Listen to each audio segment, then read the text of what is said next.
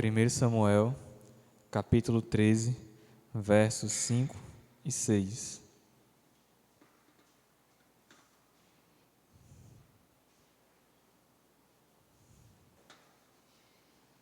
Primeiro Samuel, capítulo 13, versos 5 e 6.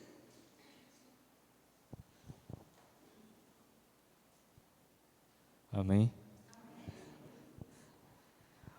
O texto diz assim, irmãos: Os filisteus reuniram-se para lutar contra Israel, com 3.000 carros de guerra, 6.000 condutores de carros e tantos soldados quanto a areia da praia. Eles foram a Miquimás, a leste de Bet-Avém, e lá acamparam. Quando os soldados de Israel viram que a situação era difícil e que seu exército estava sendo muito pressionado, esconderam-se em cavernas e buracos, entre as rochas e em poços e cisternas. Amém? Essa noite nós iremos meditar no título A Evasão de Israel. Como já foi relembrado pelo presbítero Edinardo no domingo passado, nós voltamos para o livro de 1 Samuel. Aqui na nossa igreja nós pregamos expositivamente e geralmente nós expomos um livro todo, do capítulo 1 até o final. E nós voltamos para o livro de Samuel. Agora nós estamos no capítulo 3. E na pregação do domingo anterior, nós aprendemos algumas coisas. A primeira é que é necessário avaliar em quais batalhas nós estamos envolvidos como igreja, e não só aqui no nosso ambiente eclesiástico, mas onde quer que a gente esteja. Com Jonatas, né, que nós aprendemos, né, através de Jonatas, que mesmo sem receber nenhuma ordem, nenhuma instrução, ele iniciou uma pequena guerra com os filisteus, decidindo por si mesmo enfrentar uma guarnição inteira de filisteus. Algo que, de uma perspectiva humana, pode ser até aceitável, pode ser considerável, pois havia motivações internas e essas motivações de Jonatas eram sinceras. Gibeá era terra de Israel e agora os filisteus estavam tomando para si. Então as motivações de Jonatas não eram falsas, não eram mentirosas. No entanto, ele agiu rápido, agiu depressa, sem que alguém tivesse dado a ele a ordem naquele momento, naquele instante, para fazer tal coisa. Ele se antecipou, ele foi apressado demais, como a gente diz aqui no Ceará, né? Algo que, e por conta disso, fica claro que não era a intenção de Jonatas prejudicar toda uma nação. Não passava pela cabeça dele, não era a intenção dele prejudicar Israel com aquela atitude. Pelo contrário, como eu já falei, as motivações dele eram verdadeiras. Ele tinha coragem, ele tinha disposição, coisa que muitos de nós aqui nem temos. Nós não temos nem para ir para uma guerra, quanto mais para trabalhar dentro da igreja, para fazer uma atividade na igreja, para sair do conforto do seu lar e vir aqui cultuar o Senhor, adorar o Senhor, glorificar Ele com a nossa adoração. Mas nos questionamos se ele calculou as consequências dos seus atos, se ele pensou naquilo que ele poderia causar com o que ele estava fazendo. Muitas vezes nós também agimos assim, sem pensar, precipitadamente. Então nós aprendemos assim, nós aprendemos através dos atos de Jonatas, que nós devemos ter cuidado, não só com nossos irmãos, mas como igreja, com aquilo que nós representamos, com aquilo que nós levamos de Cristo para as outras pessoas, como nós temos agido, que imagem nós temos passado para eles. Será que onde nós vamos, nós somos verdadeiros cristãos, dispostos a se sacrificar, dispostos a ir à luta, dispostos a pregar o Evangelho e falar de Cristo para os outros? Ou nós agimos de forma equivocada, inconsequente, buscando muito mais guerras ou ações que não geram resultados eficazes? a, a guerras, né, a assuntos que a igreja não precisa batalhar, que ela não precisa guerrear. Não há necessidade que a igreja se intrometa nisso.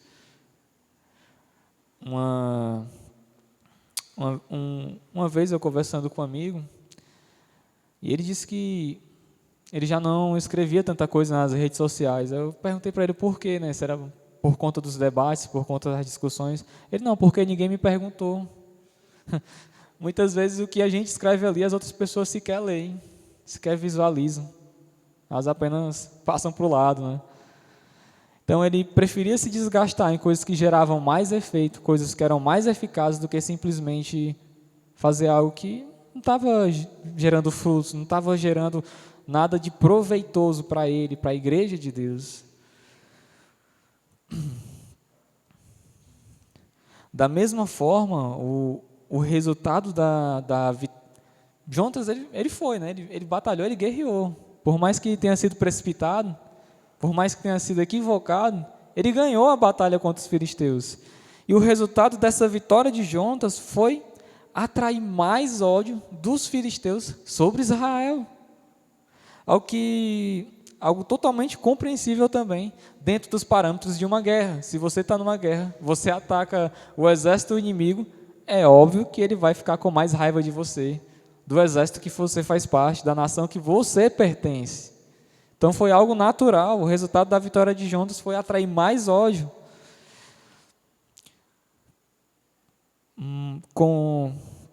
Mas também, não só atraiu ódio, como também fez com que a nação de Israel viesse se unir para batalhar contra os filisteus. Não só atraiu ódio, não só atraiu a inimizade, já tinha, né, mas atenuou, né, a ira dos filisteus contra Israel. Eu lembro da pregação ainda que vai dizer que eles detestaram tanto que Israel era como um cheiro ruim para eles, né? Então atenuou, intensificou, mas também uniu o povo, trouxe o povo para a guerra. Pois essa guerra não era somente sobre terras que o povo filisteu tomou, mas também pela opressão que o povo israelita vinha sofrendo sobre eles. É pela idolatria que o povo filisteu tinha. Era tudo isso que o povo de Israel queria combater. Não era só terras, não era só ambição, mas eles também tinham princípios sendo colocados à prova. Tomando para nós, né, essas questões, esses exemplos, nós aprendemos que nós não podemos ser convenientes, ou muito menos aceitáveis para uma sociedade tão agressiva, tão pecaminosa, tão doente. Pois cai sobre nós, cai sobre a igreja, a responsabilidade de aplicar a palavra de Jesus e afirmar que muitos hábitos dessa sociedade estão errados e são pecado, são falhos. Muitas vezes nós damos a risadinha, né, diante de algo errado, nós deixamos passar, nós fingimos que não estamos vendo, mas nós não temos coragem de dizer que aquilo é errado, que aquilo está errado. Nós permitimos que as outras pessoas continuem no erro. E muitas vezes, além de ficar calados, de não expressar nada, muitas vezes nós praticamos o mesmo ato, nós nos unimos a eles. E com isso nós aprendemos que nós não podemos ser agradáveis muitas vezes. Diante do pecado a gente não pode aceitar. A gente não pode permitir que aquela pessoa continue agindo de uma forma que ela está recebendo ira, condenação de Deus. O que nos leva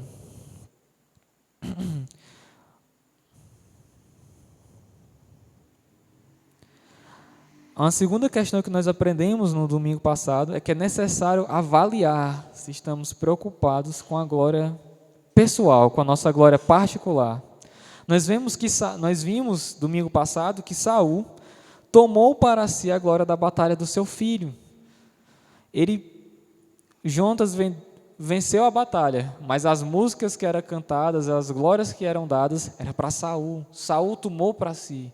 Ele queria que as pessoas vissem bem ele, vissem ele como um líder de batalha, um bom líder de guerra, um bom rei. Mesmo que para isso ele precisasse usurpar o esforço, o trabalho de outras pessoas, e mesmo que essas pessoas fossem o seu próprio filho. Nós observamos que mesmo com a dureza e o pecado do homem, Deus ainda assim é misericordioso. Ele uniu Israel. E quando a vitória foi anunciada, Deus alertou Israel de que poderia haver uma revanche, poderia haver um contra-ataque dos filisteus. Além disso, podemos avaliar nossas próprias ações através das ações de Saul e Jonatas. Será que temos buscado glórias para nós naquilo que fazemos? Quando tocamos, quando louvamos, quando pregamos, quando ensinamos, será que nós estamos buscando glória para nós? Será que nós queremos os aplausos, tapinha nas costas? Ou será que nós estamos buscando verdadeiramente servir a Deus e servir com excelência? Servir para que Deus seja glorificado. Servir para que Deus se sinta bem.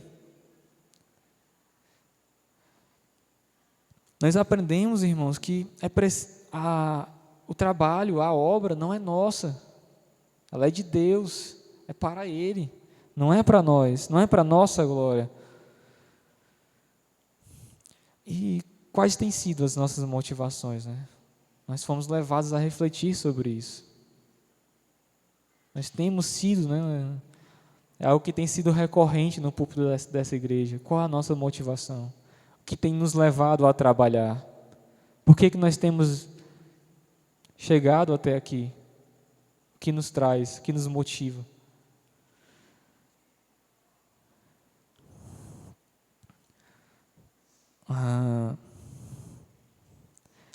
Também há uma questão que foi apresentada domingo passado, que é necessário avaliar se o que estamos fazendo é eficiente nas batalhas que travamos. Onde aprendemos que a sociedade não tem por obrigação amar a igreja, pois nós pregamos contra os pecados da sociedade. Nós estamos aqui, mas nós não somos daqui. Da mesma forma, o resultado da vitória de Jonatas foi atrair ódio dos filisteus sobre Israel, algo que já foi falado, que é totalmente compreensível para uma guerra, e fez com que todo o povo se unisse durante a guerra. Da mesma forma também deve ser com a igreja. Nós precisamos batalhar contra o pecado, nós precisamos guerrear contra o pecado.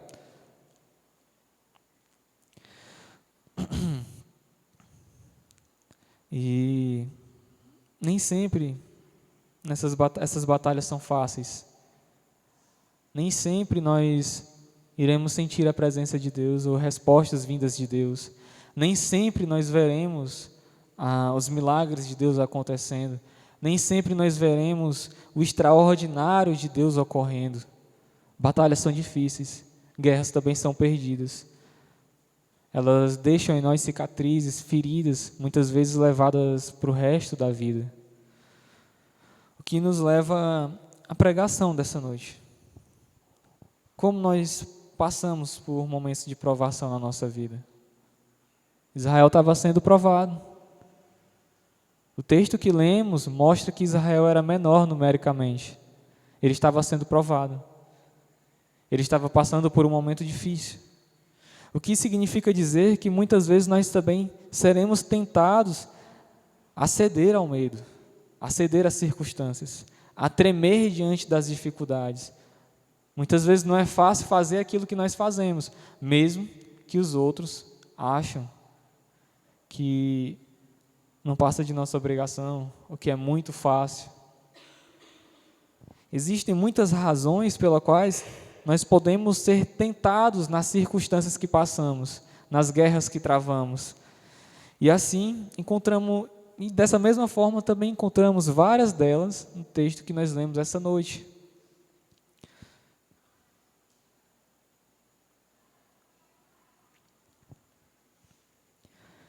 E o primeiro ponto que eu queria citar aqui é conhecendo o inimigo. Primeiro ponto é conhecendo o inimigo. E ele se encontra no verso 5, que diz o seguinte: os filisteus reuniram-se para lutar contra Israel, com 3.000 carros de guerra, 6.000 condutores de carros, e tantos soldados quanto a areia da praia. Eles foram a Miquimás, a leste de Bet-Avém, e lá acamparam. O texto que lemos é extremamente enfático, ele é extremamente claro em nos afirmar que o outro exército, o exército dos filisteus, aqueles que são o inimigo do povo de Deus, os inimigos de Israel, eram extremamente mais bem organizados, para não dizer extremamente superiores em praticamente tudo. Tudo que o texto aqui está dizendo é tudo aquilo que eles eram superiores a Israel. Não dá nem para comparar, digamos assim, né? Israel não fica nem no cheiro, não fica nem... Se nós pararmos para olhar, eles eram melhores estrategicamente. Eles dominaram muito fácil o território, eles sabiam onde eles estavam acampando. Eles eram melhores tecnologicamente, eles tinham mais armas de guerra, o texto vai citar carros de guerra. E tecnologia bélica, quando nós pensamos em carros, isso não quer dizer, óbvio, né, que hoje a palavra para nós soa algo muito simples. Muitas pessoas têm um, mas naquela época era diferente daquilo que nós vemos hoje. E o texto nem diz que Israel possuía, né? Eles eram homens prontos, eles eram homens ávidos para a guerra. Eles foram homens que foram forjados, eles foram criados para a guerra. Diferente de Israel, onde nós lemos anteriormente que era composto por aldeias, por circunvizinhanças, né? Que eram lideradas muitas vezes por um ancião, que tinha muitas vezes como forma de sustento a agricultura, o pastoreio. Eles não, eram homens de guerra, era um exército formado. Eles saíram para guerrear. Eles não foram ali conversar na esquina. Eles não foram ali jogar a conversa fora. Eles não foram ali, digamos assim, para brincar. Eles não saíram em vão. Eles foram para guerrear. Eles não foram lá para nada. Eles foram para vencer. Eles foram prontos para vencer, para matar, para tirar a vida, para conquistar, para escravizar, para subjugar. Eles estavam preparados, eles sabiam aquilo que eles queriam e eles foram lá para ganhar. Eles foram para a peleja com uma multidão e era tanta gente, tinha tantas pessoas ali, que o texto compara com a areia que está na beira do mar. E não só compara, mas chega a dizer que era maior. E meus irmãos, eu sei que nós não conseguiríamos contar a areia da praia. Sei que não dá para mensurar quantos grãos de areia tem ali. Mas, obviamente que a imagem que o texto quer mostrar para nós era tanta gente, que eles também não conseguiam mensurar. Todos nós sabemos que havia ali uma grande quantidade, havia muitas pessoas, justamente para que nós entendamos que a quantidade de soldados que estava ali era superior à de Israel. Eles eram exatamente mais preparados na tecnologia. Os carros de batalha era tecnologia de ponta para a época. Além de possuírem, eles tinham em número muito alto. Todas essas coisas traziam para eles status superior, garantindo para eles domínio, influência sobre todos os outros que eles iriam guerrear. A guerra nem começou, mas eles já tinham domínio, eles já tinham influência sobre os outros. Você não precisava ir à batalha para saber que aquele exército era superior a você. Eles tinham mais número, eles tinham mais armas, eles tinham mais poder. A vitória era certa. Não dava para olhar para o exército de Israel e olhar para o exército filisteu, não dá para imaginar uma vitória. É a primeira vez que li esse texto, né, até já falei sobre o assunto na quarta, mas falando de novo, O exemplo mais atual para nós é a guerra da Ucrânia e da Rússia, né? Não tem como fugir disso. E quando essa guerra começou, sempre que a gente assistia o jornal, a gente via como algo que era tratado que ia durar pouco tempo. Não tinha uma perspectiva longa de guerra. A Rússia ia dominar em 2 semanas. A Rússia era superior em tecnologias, ela disputa com os Estados Unidos. É um dos maiores exércitos do mundo. É um dos exércitos mais temidos do mundo. E quando a gente assistia a televisão, ligava a televisão, a gente via exatamente eles massacrando a Ucrânia. Era tanque de guerra no meio da rua, era helicóptero metralhando todo mundo. Então, para todo mundo estava claro que não ia demorar muito tempo. Os russos talvez achavam isso, os jornalistas achavam isso, e nós também achávamos isso. Não tinha como, estava formada uma cultura, aquilo ia acontecer rápido, ia ser depressa, não ia demorar tanto. E da mesma forma, e todos sabiam com detalhes, todos sabiam o que estava acontecendo, e não gerava dúvida, nós tínhamos pessoas que preparavam rápido isso. E da mesma forma, uma coisa que me chama a atenção nesse versículo é que quem escreveu também conhecia muito bem o exército inimigo. Assim como nós estávamos conhecendo o que estava acontecendo, a pessoa que escreveu o texto também conhecia muito bem o exército inimigo e descreve eles com detalhes, né, quantidades de soldados e o que eles traziam consigo, mostrando quão poderosos eles eram. Mas eu pergunto para nós, né, nós conhecemos o nosso inimigo? Nós sabemos quem é o verdadeiro inimigo? Nós sabemos contra quem nós temos batalhado todos os dias, quando acordamos, quando deitamos, quando nós saímos da nossa casa para o nosso trabalho, quando nós estamos aqui na igreja, nós sabemos contra quem nós temos batalhado. Nós o conhecemos. Nós sabemos quais são as armas dele.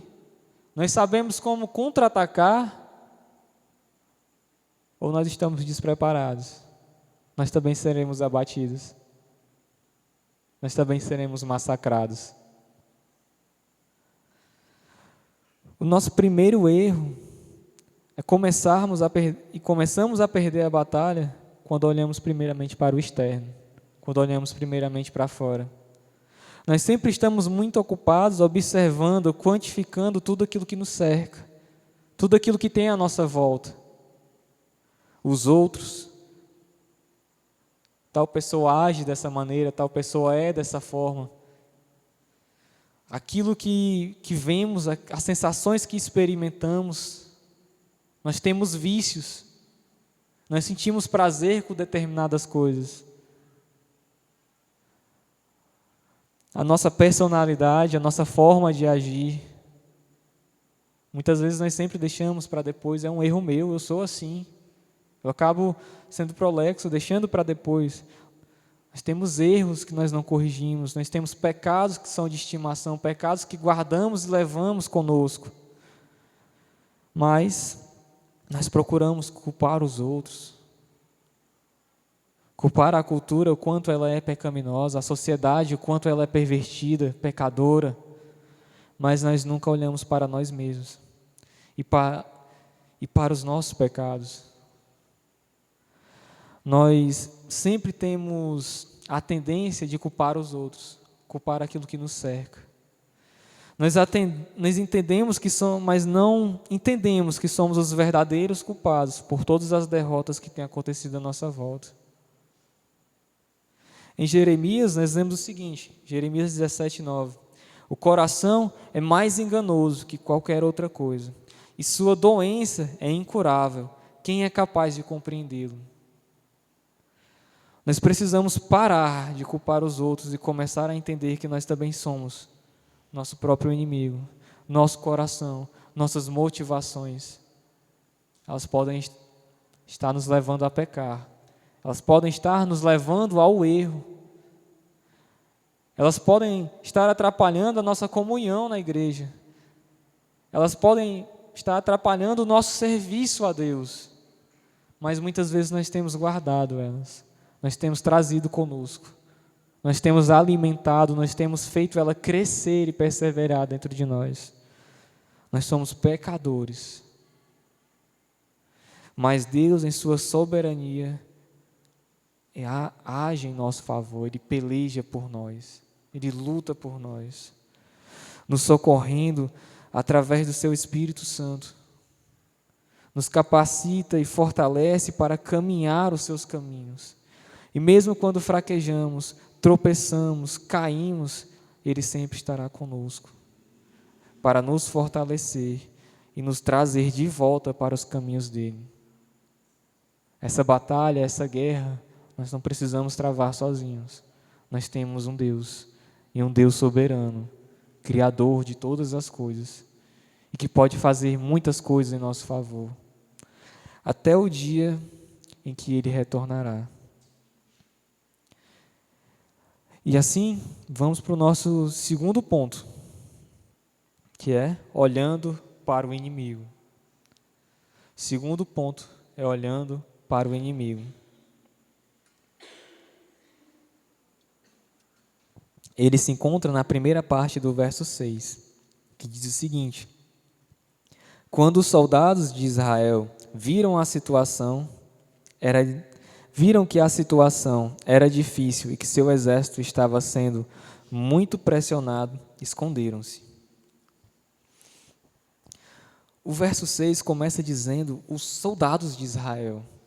Mas como assim os soldados de Israel? Será que quem escreveu não fazia parte daquela nação? Não estava envolvido naquela batalha? Será que essa pessoa não estava ali? Alguns comentaristas, algumas pessoas que estudaram esse texto afirmam que normalmente os israelitas eles não empregavam para si essas expressões, né? Os hebreus, os israelitas. E as palavras que prosseguem no versículo permitem pressupor que há a existência de outros grupos além de Israel. Havia grupos terceiros, havia outras pessoas ali também. O fato era que os moradores cananeus permaneciam naquela terra, alguns dos quais ocupavam cidades estratégicas para Jerusalém. Eram povoados bem localizados e que poderiam ajudar na batalha. E não só na batalha, mas na produção de mantimentos. E tanto eles quanto os israelitas eram ameaçados pela invasão dos filisteus. Então, para esses mesmos comentaristas, além dos cananeus, havia outros povos ali, que eram os combatentes das colinas, né, assim designados por eles, que não haviam sido escravizados pelos filisteus e que estavam prontos para servir como mercenários, para quem estivesse disposto a contratá-los. Eles também estavam dispostos a guerrear, eles também poderiam ir à batalha.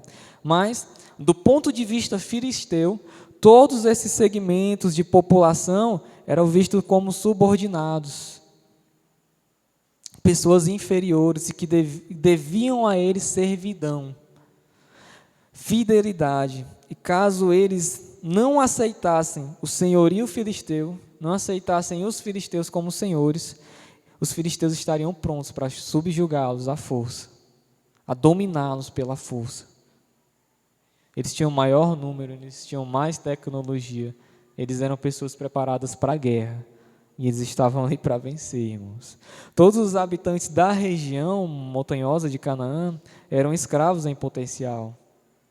Eles eram produtores de alimentos e atuavam como trabalhadores braçais ou mercenários, como nós temos visto. Segundo alguns teólogos, era esse o sentido também de hebreu. Hebreu não era apenas um grupo de pessoas pequeno, apenas um grupo unificado, mas um grupo social que se distinguia por fatores políticos, né? E por políticos e éticos, né? E econômicos. Não havia apenas uma forma de governo entre eles, havia outros governos. Alguns argumentam que o nome tem uma conotação ética, né? Ele é indicado aos descendentes de Eber, que designa assim um grupo mais amplo. Hebreus não era apenas os descendentes de Abraão, de Isaac e Jacó, mas ao mesmo tempo inclui todo esse povo num só, né?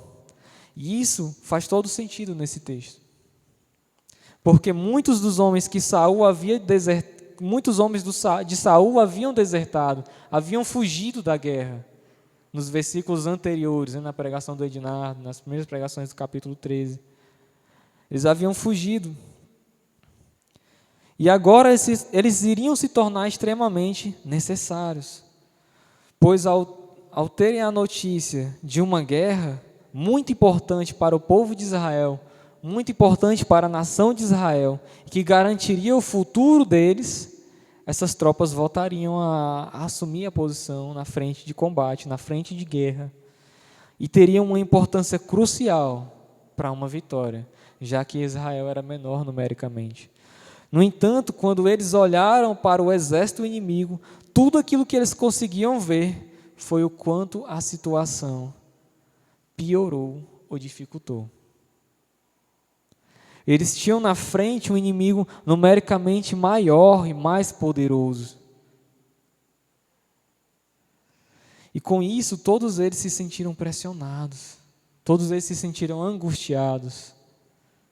No entanto, isso acontece com todos nós diariamente. Alguns lidam com problemas familiares maiores do que eles mesmos, mais complicados do que nós podemos imaginar. Outros com limitações físicas ou doenças sérias, que muitas vezes atrapalham nas coisas mais simples do dia a dia. Muitas vezes atrapalham de fazer alguma atividade que para outros seria fácil. E outros precisam lutar todos os dias contra seus próprios vícios e declínios. Muitos de nós ainda precisam lutar contra vícios. Todos os dias, todos os dias. Muitas vezes nós ligamos a isso ao álcool, a drogas, mas há coisas que nós fazemos no nosso dia a dia que nós não conseguimos ficar sem. Algo simples que todos nós temos, mas é um celular. Quanto tempo nós gastamos com ele? Quanto tempo nós passamos com ele? Será que nós conseguiríamos ficar sem ele? Nós temos vícios. Nós temos a tendência a nos imaginar muito santos, muito perfeitos, incriticáveis, inerrantes. Mas nós ainda possuímos erros. Nós precisamos ser corrigidos. Nós também nos sentimos pressionados, mas precisamos aprender a olhar para as nossas dificuldades com um olhar de fé, com um olhar de esperança, com a certeza de que há algo em Deus que é maior que nós, que é maior do que os nossos inimigos e dificuldades. É por isso que eu queria ler para vocês nessa noite um trecho da segunda carta de Paulo ao Coríntios, que é 2 Coríntios 4, do 16 ao 18, que diz o seguinte: por isso não desanimamos, embora exteriormente estejamos a desgastar-nos. Interiormente estamos sendo renovados dia após dia, pois os nossos sofrimentos leves e momentâneos estão produzindo para nós uma glória eterna, que pesa mais do que todos eles. Assim, fixamos os olhos não naquilo que se vê, mas no que não se vê, pois o que se vê é transitório, mas o que não se vê é eterno. Nós temos em nós, muitas vezes, assim nós aprendemos, muitas vezes nós ouvimos e aprendemos, ou muitas vezes nos foi ensinado que a fé é ter certeza em coisas que não conhecemos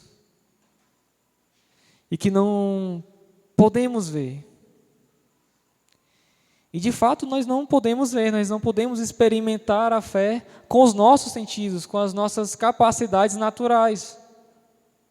Nós não podemos pegar a fé, nós não podemos tratar a fé, digamos assim. Nós não podemos ouvir a fé. E de fato esse não é um pensamento errado. Muitas das experiências na fé são inexplicáveis. Nós não iremos conseguir explicar. Nós não iremos conseguir definir. E nós não podemos ver as ações de Deus muitas vezes no momento em que elas estão sendo realizadas. Tem um pregador americano chamado John Piper, que ele disse que muitas vezes Os frutos das nossas pregações nunca vão ser vistos por nós. Eles vão ser ouvidos, eles vão transformar pessoas longe de nós, mas muitas vezes nunca vão ser vistos por nós. Mas isso não significa que a fé não tenha a sua própria maneira de se fazer enxergar em nossas vidas.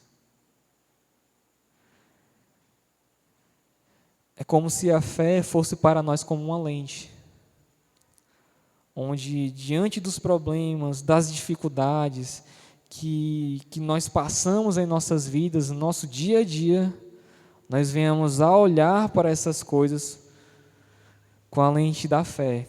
E mesmo que naquele momento a solução não venha, mesmo que naquele momento a circunstância não seja ganha, a cura não chegue para nós, aquilo que nós tanto desejamos não seja conquistado, nós venhamos a entender que essa também é a vontade de Deus, e pela fé acreditar que ela é a melhor para nós, porque veio de Deus, ela é de Deus, mas que isso não nos impede de continuarmos olhando com fé para aquilo também que é eterno. Há promessas eternas para nós. Há uma vitória em Cristo, das quais nós não podemos mensurar, das quais nós não podemos ainda equivaler, mas nós sabemos que teremos. Há uma vitória em Cristo. Por mais que aqui a nossa caminhada, o nosso viver seja sofrido, seja perseguido, seja difícil, em Cristo nós temos uma vitória. Em Cristo nós temos uma conquista. Em Cristo nós temos uma quantidade muito maior que um exército. Nós podemos encontrar nele conforto, socorro, salvação. Nós podemos encontrar nele muitas vezes a cura que nós precisamos. E agora que sabemos que iremos passar por momentos difíceis, por provações essas muitas vezes que vão nos amedrontar, nos pressionar, muitas vezes vão fazer com que nós venhamos a querer retroceder. Mas nós vamos para o nosso terceiro ponto, que é exatamente esse: fugindo do inimigo. O terceiro ponto é fugindo do inimigo. E ele se encontra na segunda parte do versículo 6, que diz o seguinte: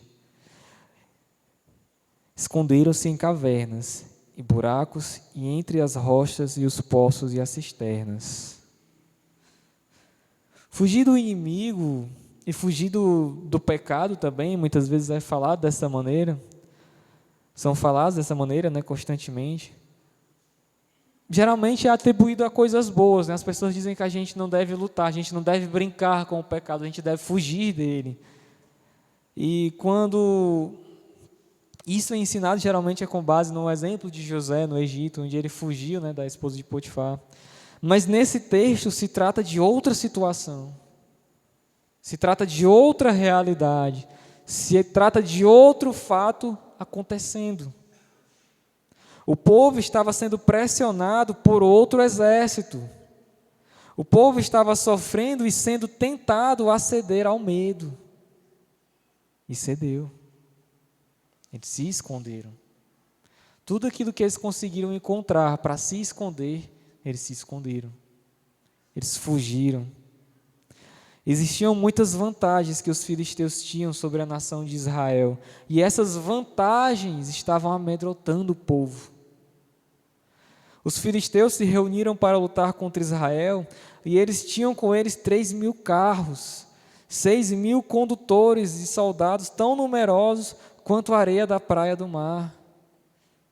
Eles subiram para Miquimás, e eles, a leste de Bet-Aven, eles estavam em maior quantidade, eles estavam no ponto estratégico, eles estavam com tudo para vencer.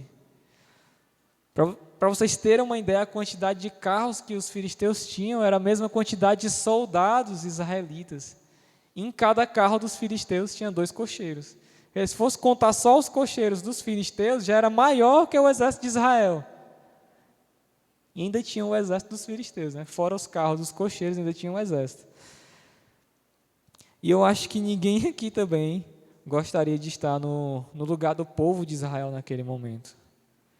3.000 homens em um exército permanente.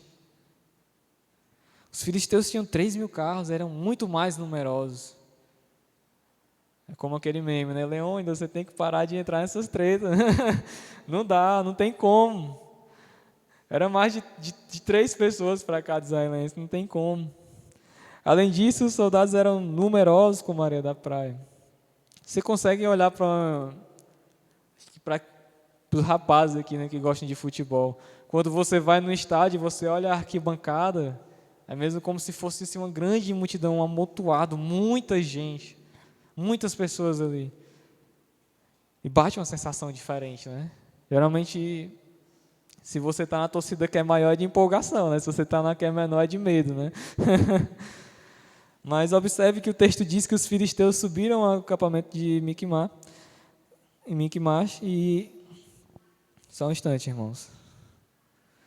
De Miquimás, e que se localiza ao leste de Bet-Avém, onde os homens de Saul estavam, onde o exército de Saul estava localizado. Então eles já estavam ganhando, eles não estavam somente na vantagem numérica e tecnológica, eles já estavam avançando no território. Eles já estavam vencendo. E diante do avanço deles, Israel estava fugindo, estava correndo, estava com medo. Não tinha uma reação de Israel para a batalha. Eles não conseguiam lutar. Eles não iam à luta. Eles estavam fugindo.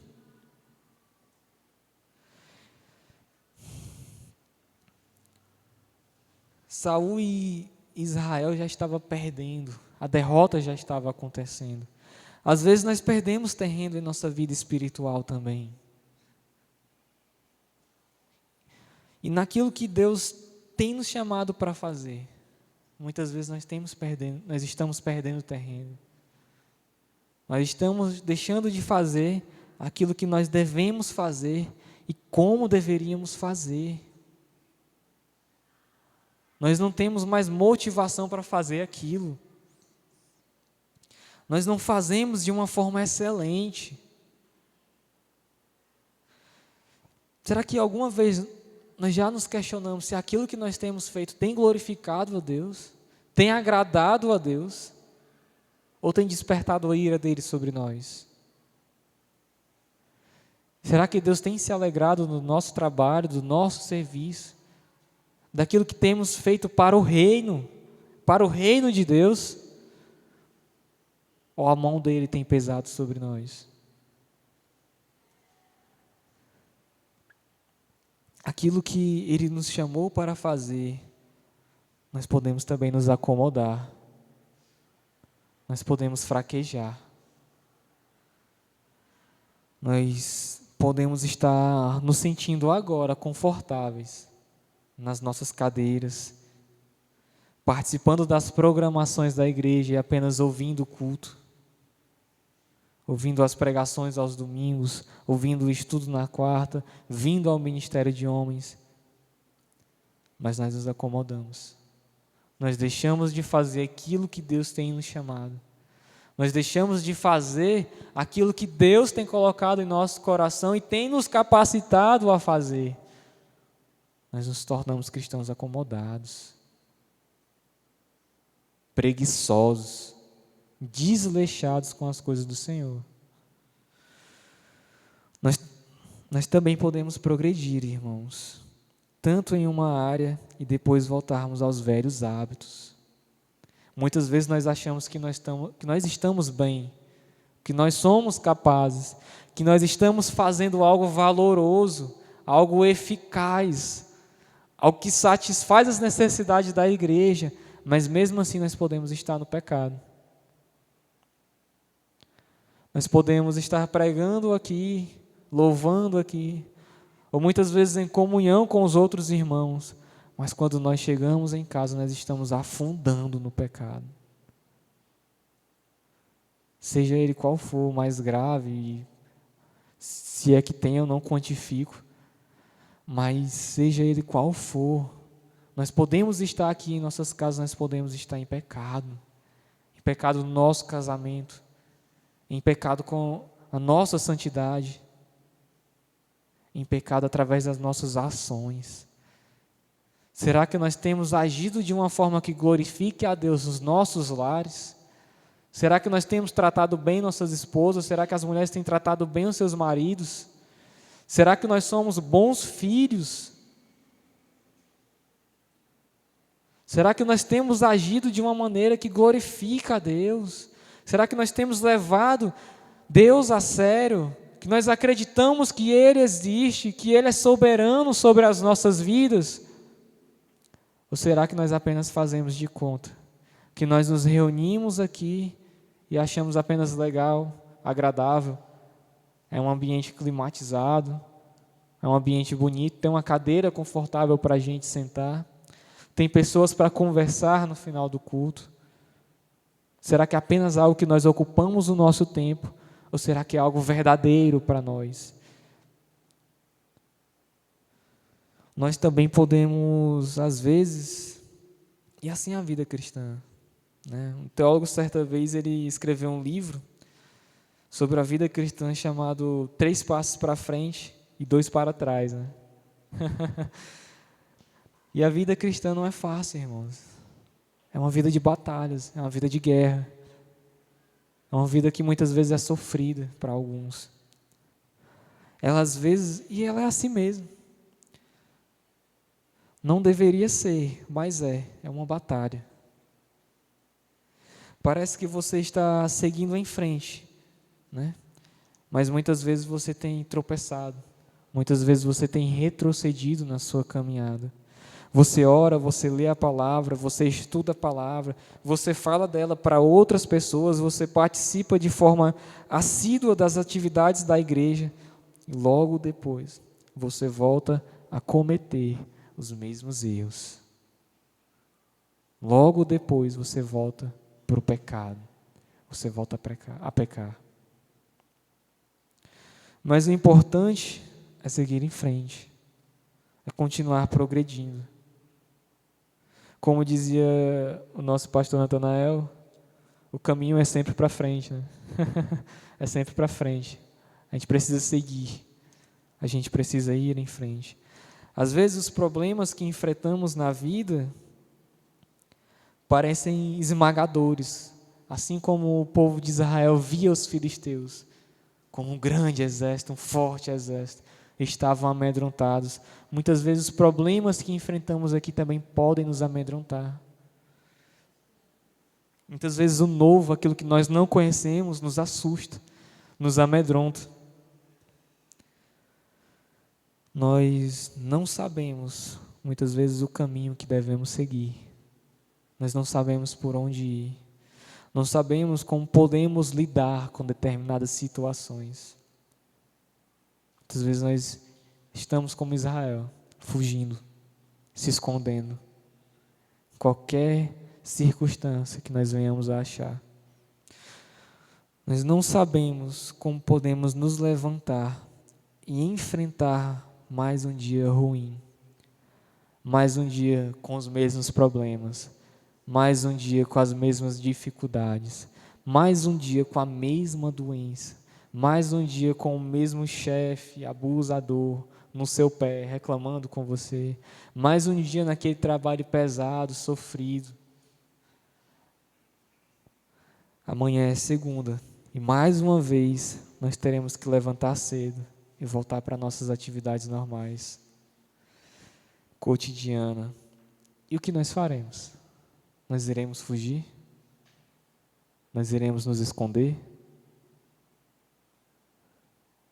Nós iremos nos curvar diante das dificuldades? Ou nós iremos prosseguir? Será que nós buscaremos mais uma vez pressupostos para não ir à luta? Ou buscaremos fazer todos os nossos deveres, todas as nossas atividades, tudo aquilo que nós temos que fazer para glorificar a Deus? Qual é a alternativa mais fácil? Qual é a mais aceitável para o nosso eu pecador? Será que é fugir? Será que é retroceder? Ou nós queremos fazer uma escolha para a glória de Deus, uma escolha que glorifique a Deus.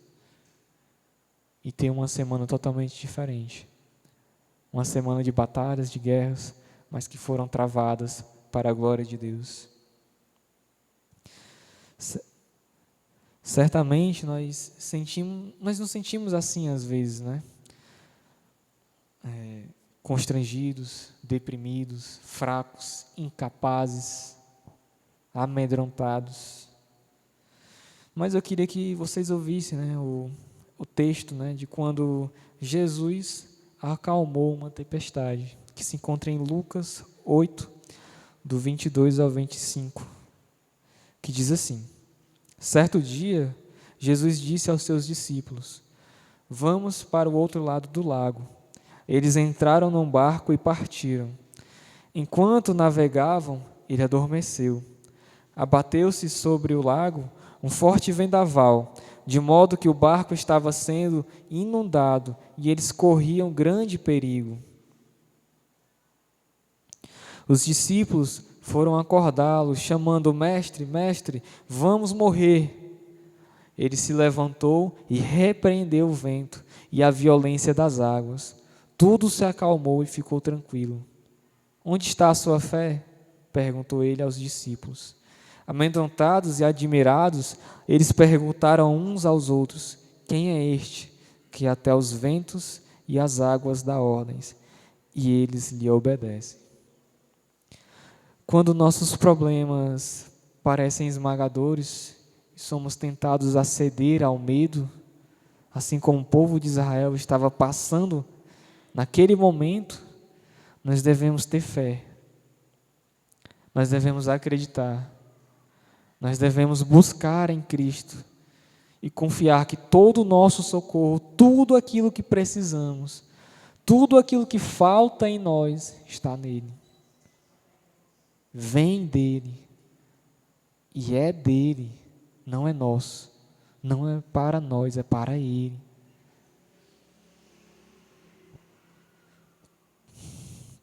Que nós venhamos a buscar, irmãos, estar em Cristo.